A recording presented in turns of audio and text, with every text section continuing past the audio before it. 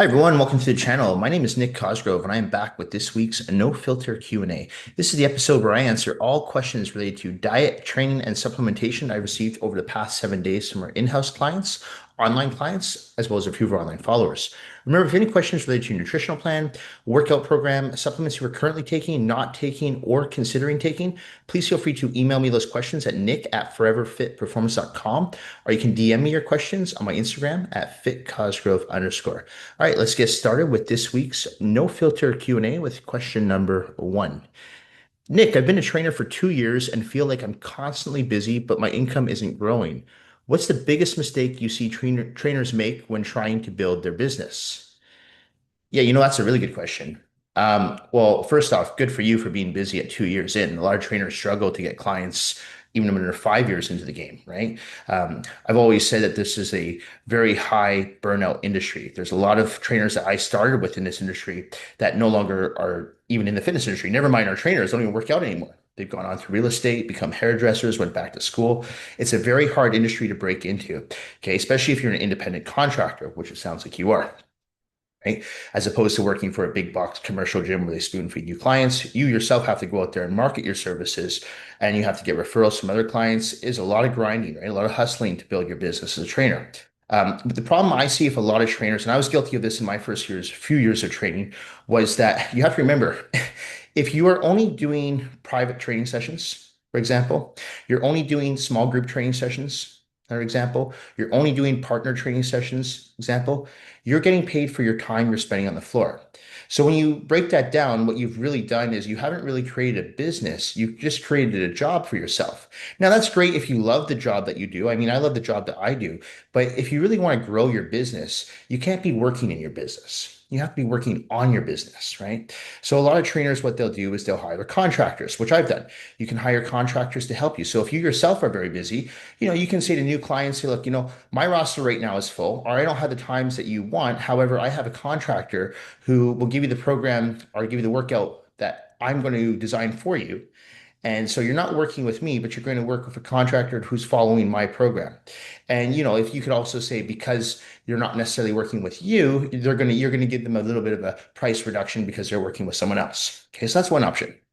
Another option too is focusing on the online training platform. Now, I know that that's become heavily diluted, especially in the last 5 years since COVID. I guess 6 years since COVID now. But here's the thing is that you need to separate yourself from the pack. So what I do with my online roster is I customize every program that I do for clients.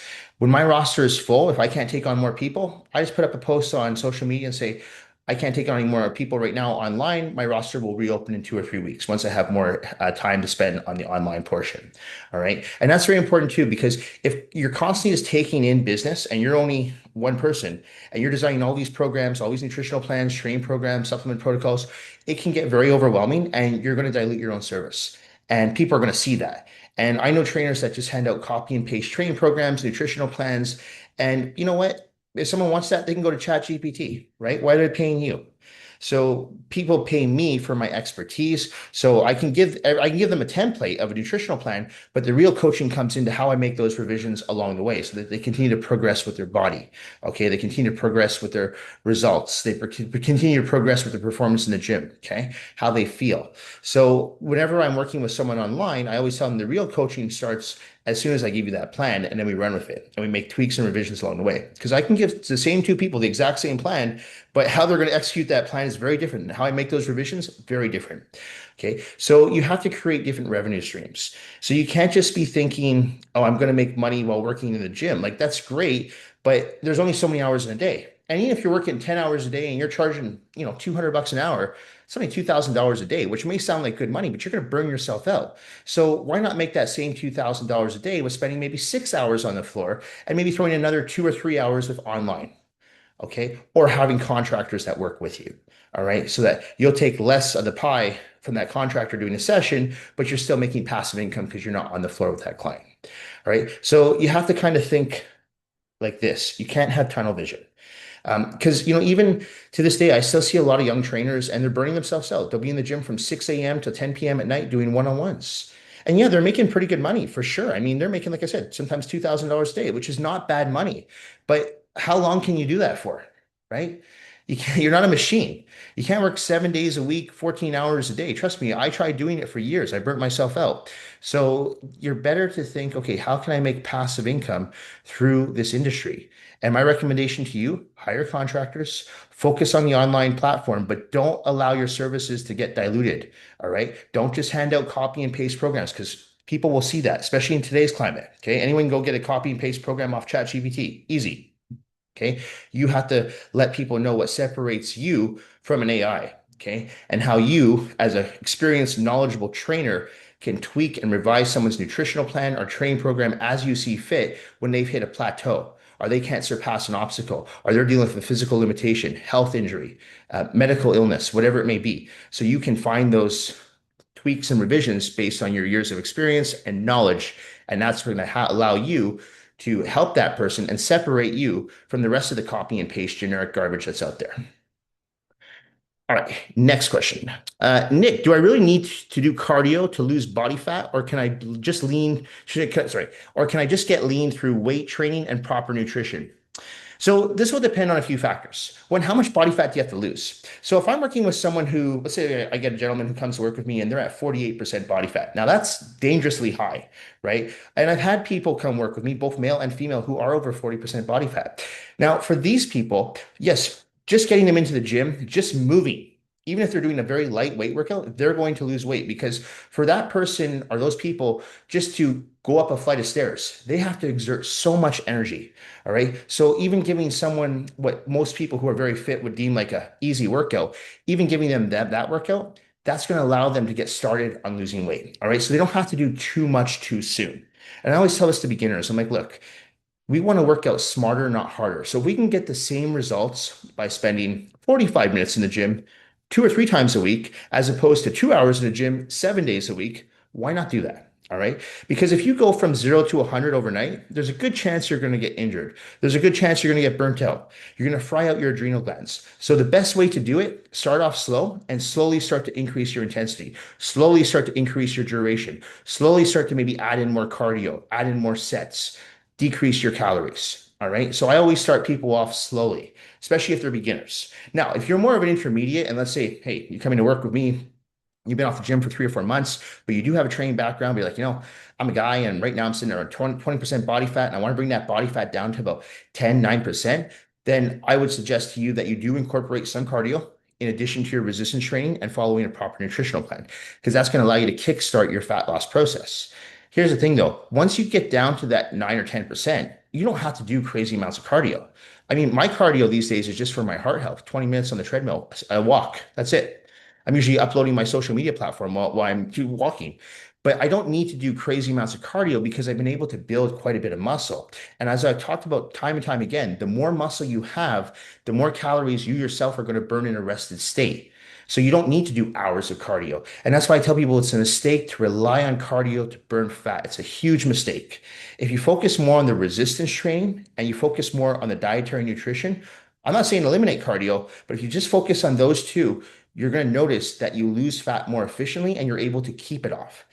Because if you rely on cardio, body's gonna have to constantly rely on cardio. If you're not building muscle and you're just focusing on cardio, guess what?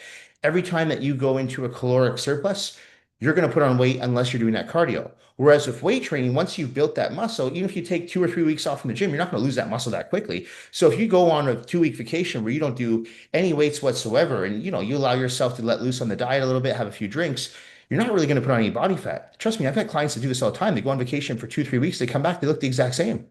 They might be a little bit more sore on the first workout because they haven't gone through the planes and ranges of motion, but they haven't put on any weight in their waistline or anything like that, right? There might be some bloatedness from different foods, but they haven't put any weight because they've been able to maintain their muscle mass. All right. So to answer that question, you don't need to do cardio to lose fat necessarily. It will help kickstart the fat loss process depending on how much fat you have to lose. But once you get down to your desired goal, bearing in mind that you are weight training on a regular basis, as in 3 to 4 times per week, preferably 5 or 6 if you can, you're not going to put on body fat because you've built enough muscle. All right. So just remember that the more muscle you have, the easier it is to maintain a lean physique year round. All right. Okay. Okay. Nick, everyone tells me I need to squat and deadlift to build serious muscle, but I always feel them more in my joints than my muscles. Are they really mandatory for building a better physique? Yes, I put up an episode of my coaching reality series last week. I think I put it up last Wednesday, talking about, in my opinion, the most overrated exercises. All right. And deadlifts were in there. And I told people, I'm going to get a few comments on that. People are not going to like that. And you know what? No one did. No one actually sent me a DM saying you're wrong about deadlifts because I explained my stance on deadlifts. I never said deadlifts were bad exercise. I just said that I think they're an overrated exercise. So when you ask me about deadlifts and squats, I'm going to tell you this. I don't think every exercise is for every person. I truly don't. Because if you look at every person is different, right? There's tall people, there's short people, there's heavy set people, there's really skinny people. So you have to focus on the person that you're working with as a trainer, or if you're working by yourself, you have to assess your physique. You have to look at your limbs. You have to say, am I a really tall guy or tall woman? Maybe barbell squats don't work best for me because my hip to knee ratio is very long. So maybe I do feel this more in my joints and my tendons, my ligaments. So maybe I can't do barbell back squats, but you know what? I can do hack squats. I can do leg press. Or maybe I can't do leg press, but you know what? I can do walking lunges. So you have to really figure out what works for your body. And I talked about in the past how why I took deadlifts out because I didn't find it worked for my body. And so I'm not going to just stay with deadlifts because it's the so-called be all of end all exercise. It's the king of all exercises. And the same thing with the squats. It's not. I think barbell back squats for me work really well. But I know for some people, they feel it more in their back. They feel it more in their knees, like you. They feel it more in their hips. And it doesn't necessarily mean that they're doing the exercise wrong. I mean, sometimes, yes, they're doing the exercise wrong. But more often than not, if someone's been training for a few years, they know what they're doing. And it's like, no matter what I do, I always feel my knees, I always feel my hips. I'm like, maybe that exercise is just not for you. Maybe the biomechanics doesn't make sense for your physique. So as a coach, what I typically will do is I will assess the person's form, their technique, their execution, see how they feel the day after when they train, experience any DOMS, delayed onset muscle soreness within 24, 48 hours, good pain versus bad pain, and I'll tweak the training program as needed. Same with the nutritional plan, right? Not every type of superfood is going to be for every person. Okay. I've got people that can't stomach oatmeal. I've got people that can't digest quinoa, right? Hell, I've got people that can't stomach chicken breast. All right. But you know what? I'm still able to tweak their diet to make sure that they're going to progress because there's other foods out there, just like there's other exercises out there. So I'm going to tell you that, you don't need to deadlift. You don't need to squat. You have to figure out which exercises work for you. Now, I will tell you this though, if you are experiencing knee pain, hip pain, elbow pain, just joint pain overall, you might want to increase or if you're not already doing this, add in some glucosamine. Okay, I've talked about glucosamine in the past for your joints, your tendons, and your ligaments. I'm a firm believer in using it. I use it year round. I do find it helps lubricate the joints. It usually takes about 6 weeks to kick in, though, so be patient. Okay, but that's one of those few I talked about a few weeks ago in my Coaching Reality episode about how 95% of the supplements out there are garbage. That's in the 5% that I believe actually do work. Glucosamine's up there. Okay. So it does work well, along with creatine, along with whey isolate protein powder. So those are really good supplements that I would add in if your budget allows you to do so. And also, obviously, it goes without saying, but make sure that you warm up. Okay. But instead of saying, well, I can't squat, can't deadlift, okay, but make sure you find alternatives. So rather than saying, well, I can't do barbell squats, so yeah, I'm just going to go do dumbbell curls. Well, no, you still got to find something that's going to work your gluteus maximus, your hamstrings, and your quads. That's why I recommend something like hack squats or leg press, walking lunges, leg extensions. So you find an alternative to the exercise that you're trying to perform, and therefore you're still working that muscle group. But I always tell clients it's not the exercise that's important, it's making sure that you're stimulating the proper muscle belly. That's important. All right. Okay, next question. Nick, I've lost 25 pounds, but now my fat loss has completely stalled. Should I cut my calories even lower or increase my activity? Oh, okay. So, should you cut your calories even lower or should you increase your activity? All right. So, this is going to depend on a few things. Okay. One's going to be how much calories are you currently consuming, right? One's going to be how much cardio are you currently doing?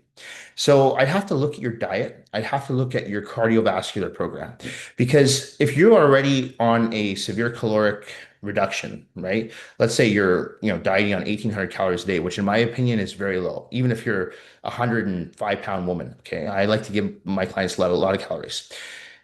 The answer wouldn't be cutting more calories because you don't want to be operating on zero energy. You still need to have food. And here's the thing too. If you start decreasing your calories too much, what are you going to do when they're at 1,000 calories? You're going to feel like crap, right? You're going to start losing muscle. You're going to lose water. So 9 times out of 10, it's not necessarily dropping the food.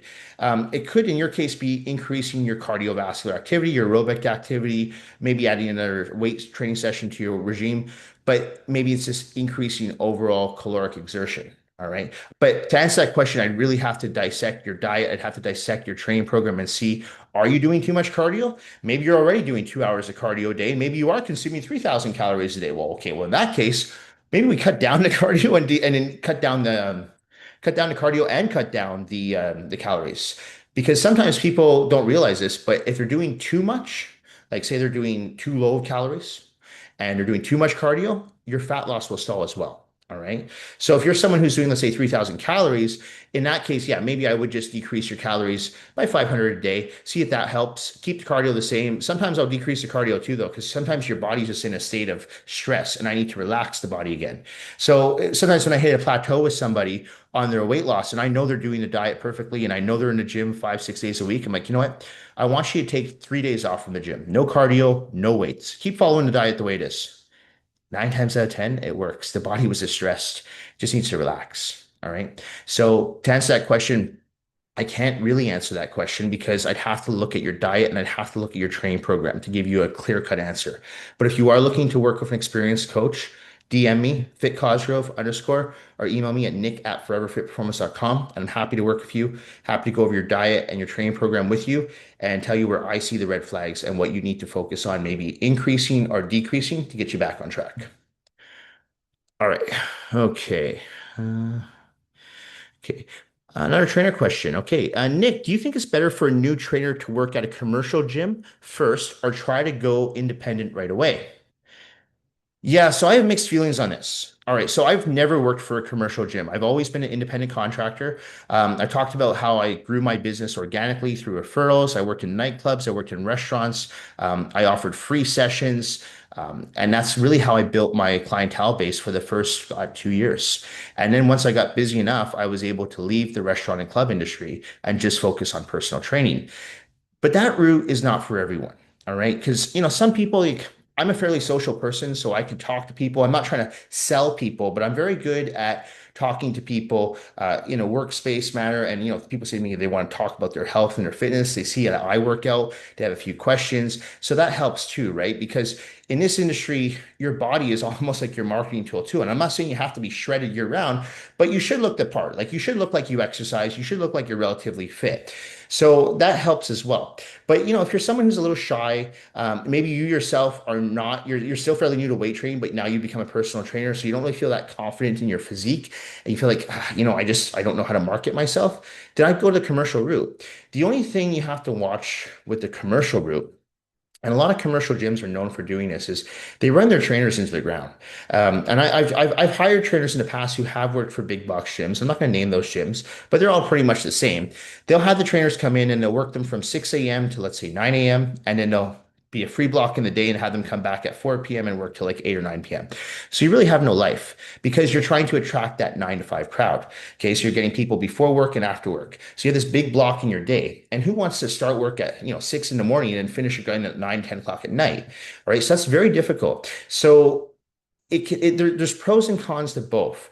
Another con is obviously if you're working for a commercial gym, they take a big percentage of your pay, right? So that can also be really hard. So my recommendation then to you is you have to figure out, you know, your personality trait, your personality type. Do you work better as an employee? Or do you want to be an entrepreneur? Now, there's nothing wrong with starting as an employee and then transitioning to an entrepreneur. I know a lot of trainers that built their business through a commercial gym. They were spoon-fed a lot of clients. And then they took those clients on their own and they started their own business. That's also very common in our industry. The only problem, though, I see with a lot of those trainers is because they never really got those clients on their own, they're not getting new business unless they're referrals from their current clients. So you have to be able to market yourself. And like I said, you have to be able to talk to people, not necessarily sell people, but just talk to people. And that's the one thing I've always said, I'm not a good salesperson. I'm never trying to sell people on my services. I promote my services, but I never try to sell people on it. There's a difference. Because to me, when you're constantly a salesperson and you're just sell, sell, sell, buy my service, it's in people's face. So I offer free education tutorials on my Instagram, on my YouTube Shorts. And a lot of times I don't expect anyone to DM me back, but I just want to remain a constant resource for anyone who's potentially looking for a trainer, or even for my own clients who might have questions. Like, I can just go to Nick's YouTube page or his Instagram page. Hey, today's talking about dietary nutrition. Hey, today's talking about sleep. Maybe I should pick up some zinc. I'm having some problems with zinc. So I'm always trying to help people. All right. So it's just making sure people understand who I am in the industry and I'm a reputable source. But it's not me trying to necessarily sell and push my services on people because I don't like that. So I think it's a difficult question for me to answer because I've never worked for a commercial gym. I can tell you right now that I probably could never work for a commercial gym. I mean, I haven't worked for anyone for over 20 years. There are some benefits to working for yourself, but there's a lot of stresses and there's risk involved. And, there's no such thing as 9 to 5 when you work for yourself. Anyone who runs their own business will tell you, you have to forget about Saturdays and Sundays. If you have a Monday to Friday mindset and you're trying to start a business, you're going to fail. 100% you're going to fail. You cannot clock in at 9 and leave at 5. That's an employee mindset. Again, nothing wrong with being an employee.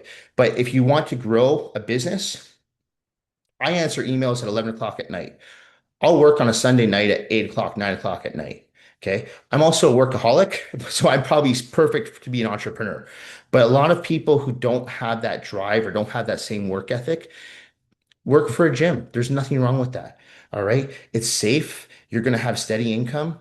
You might not make as much, but there'll be days where you make more than an entrepreneur. I mean, there's some days where, as a business, I'm actually in a deficit. If I've got 7 clients away, I've got no one for contractors, no online business coming in, I'm at a deficit that day. So that happens.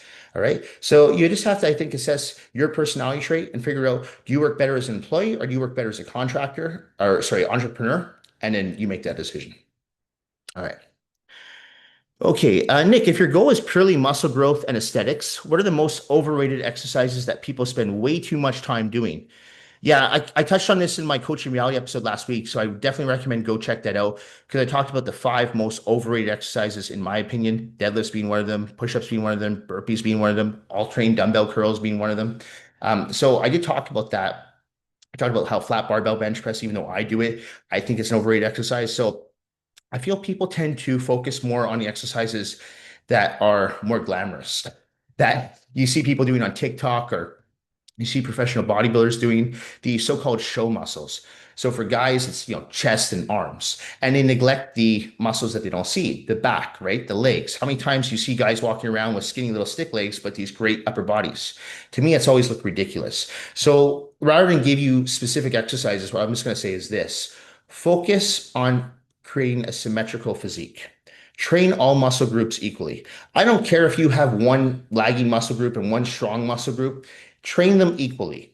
For me, I talked about how my back was always my weaker muscle group. So I did create 2 back days, but I didn't stop training my legs. My legs have always been a strong muscle group. I still train my legs and I train them hard.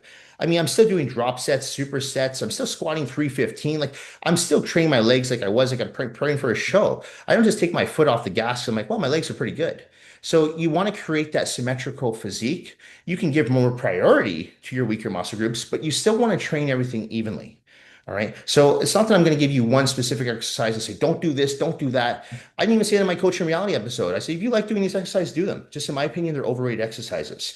But I feel like a lot of people, like I said, men are guilty of training too much chest, too much arms. Women are guilty of training way too much butt. I see women in the gym training butt like 4 or 5 times a week, neglecting their arms, neglecting their shoulders, neglecting their chest. And so they have this great lower body, but then nothing up top. All right. And when I mean nothing up top, I mean no muscle definition. So really focus on muscle symmetry. All right. You want to create an aesthetically pleasing physique overall, and you don't want to have muscular imbalances. And that's why I say always go to the gym. If you're trying to create a better, more aesthetically pleasing physique, approach your workouts like an artist and say, well, I want to make sure everything looks even. Right. Because if you were creating a piece of art, you wouldn't want it to be all uneven. You want everything to look symmetrical, right? Especially if you're creating like a clay sculpture, right? Like a Michelangelo. You want everything to look good, right? Look symmetrical. So that's why I always go in with that mindset. And any client I work with, I tell them, like, listen, I tell this to my ladies all the time. I'm like, if you're going to work with me, we're still going to train your chest. All right.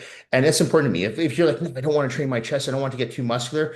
I've had women say that to me in the past. And when I explain to them that's not going to happen and explain why that's not going to happen with the involvement of testosterone and estrogen and blah, blah, blah, they understand, they get it. And after training with me for a few months, like, "Yeah, you know what? My chest actually doesn't look more muscular. Things just look higher." All right. So we want to make sure that we get rid of all these myths and urban legends about women training with weights, you're going to get too muscular. Doesn't happen. Or, with a lot of guys, for example, a lot of guys will tell me that, they don't want to look fat if they lift too heavy. I'm like, that's also not going to happen. If you look fat because you're lifting heavy, it's not because you're lifting heavy, it's because your diet's not in check. Okay. You can still lift heavy and look lean, but you got to fix that diet first because if you have a layer of fat covering that muscle, you're just going to look bigger, right? And not in a good way. So you want to make sure your dietary nutrition is in check. So I'm not going to give you specific exercises. I'm just going to recommend that you focus on creating a symmetrical looking physique. So it's an aesthetically pleasing physique and you train every muscle group evenly. All right. Okay. Uh, one more question here. Yeah, one more question. Nick, how do you attract high quality clients without constantly posting on social media every day? You're asking the wrong person because I do post on social media every day. Now, here's the thing, though. I will tell you this, that some of my clients I have a few clients whose net worth is well over 100 mil. Not a single one of them is on Instagram, Facebook, TikTok. They don't go on social media. Now, there are clients obviously worth millions who are on those platforms, but I'm saying that a lot of your clients out there who have that type of money are not going to be on social media. So you can't just rely on social media to market your services. That's one way to market your services. Another way to market your services, though, are through referrals. So if you're training those same clients whose net worth over 100 mil, there's a good chance that their circle they run with, whether it's people they work with, colleagues, friends, are also in that same net worth. So, you can mention to your clients, hey, if you know anyone who's looking for a trainer, please, mention my name, refer me out. You can offer that client an incentive. Chances are that person doesn't really need a free session, but you could offer another incentive. You could, there's numerous ways that you can incentivize a client to refer people to you. They might just like your services, like, I'm happy to refer my services to you. But you can give them more priority, maybe give them specific time slots that they want, making sure like that they have certain things ready for them. Maybe make sure that you're bringing them a bottle of water, you have ready for them towel service. I mean, we provide towel service, but little things like that, perks. I know for a lot of my clients, I've given them gift cards over the years for referring me big name clients because they don't need the money. So it's just generous, right? It's just to show like, hey, I really appreciate you sending me a referral. And some people I do give free sessions to, right? I was gonna be like, you know what? I'm gonna give you a free session for doing that. I really appreciate you sending me that business because that's really free marketing. All right. But to answer your question about how you attract those high quality clients, I think it's a mistake to constantly rely on one way to market your services. Like I've noticed for my business, Instagram is actually really good. It attracts the younger generation. So I get a lot of millennials, a lot of Gen Zers from Instagram. But then when I start advertising my services on LinkedIn, on Facebook, I get a lot of baby boomers. All right. So it's a different generation gap. And I have a lot of clients, like I said, who don't even go on social media, quite a few. So you just have to figure out ways to network yourself and make yourself seem more knowledgeable and reputable. And someone's referring you, you have to remember too, they're putting your name, their reputation on your services. So whenever I have a client that refers another client, I'm really like I'm zoned in for every client, but I'm going to go above and beyond for this referral because I know my client is putting their reputation on the line for me. So I want to make my client look good. So, if someone reaches out to me and says, "Hey, I'm a friend of so and so, and he or she has referred your services to me. They've been working with you for a few years. They love the results. They're looking great. I want to, get back on track. I want to lose 10, 15 pounds, whatever the goal may be." I'm going to say, I'm all in because that person has really trusted me with referring my services to their friend or their colleague, right? So that's really important. All right. So my recommendation too, if you're trying to attract those, to me, any client who comes in for my services to me is a high value client. All right. Regardless if they're spending $500 a month with me or $10,000 a month with me. I treat everyone the same. All right. Because just the fact that someone is trusting me with their health and their fitness and their dietary nutrition, that speaks volumes. And someone's putting their faith in me to help them. I appreciate that. And I'm going to give them the best service I possibly can. So I don't necessarily give someone better service because they're spending $10,000 a month with me versus someone who's spending $500 a month with me. They get the same level of service. All right. But to market yourself, in my opinion, you have to stay relevant And more importantly, you have to stay consistent. So if you are going the social media route, even though I'm not a social media influencer or any of this stuff, one thing people can't say is I'm not consistent. I post every day. I'm on my Instagram, I'm on my LinkedIn, I'm on my Facebook. I'm a little too old for TikTok. I tried it, but I'm just too old for TikTok. It's not my thing. But right now I don't need it. So just from those three platforms alone, we've generated a lot of business. And then I have my referral program that I use with a lot of my own clients, and that's generated a lot of business. Right. And of course, the website helps too. When people Google Nick Cosgrove, Vancouver, BC, or they're looking for a personal trainer, my website comes up on Google. So that helps as well. All right. But I think if you're just relying on your website alone, you're making a mistake because in this day and age, just to remain somewhat marketable. And don't forget too, even if you're not trying to attract new clients, just even for your current clients, just to see that, hey, it gives a little bit more confidence in your services, seeing that, hey, this person's not going anywhere. They're updating their website regularly, which we do. I put out new blogs every week. Group class for each month goes up. It doesn't stay stale, right? I'm updating my socials every day. So people just have that confidence like, hey, this person's not going anywhere. They want to continue to grow. They're not just going to take my money and shut down the next day. All right. And I always say that's a good sign to tell if a business is going under is if they stop marketing their services as much, right? So either go on social media or don't. That's my recommendation. Use it or don't, but you don't have to use it as a marketing tool. But if you're going to, my recommendation is go all in and post, if not every day, at least every other day. So people know that you're consistent and that you're holding yourself accountable. Anyway, that's it for this week's No Filter Q&A. This episode will be going up on Monday, June the 15th. As a reminder, if you have any questions related to your nutritional plan, your training program, supplements you're currently taking, not taking, or considering taking, please feel free to email me those questions at nick@foreverfitperformance.com, or you can DM me your questions on my Instagram at fitcosgrove_. Thank you all for watching. Thank you for supporting my YouTube channel, my online coaching business, as well as my in-house personal training business here in Vancouver, British Columbia. I truly do appreciate all the support and all the feedback that I receive from each and every single one of you. Please like and subscribe to the channel. I really appreciate it. It shows me that you like what I'm doing, and it gives me motivation to continue to post these videos on a weekly basis. Thank you all again, and I will see you all on Wednesday for Coaching Reality episode number 22. Bye for now.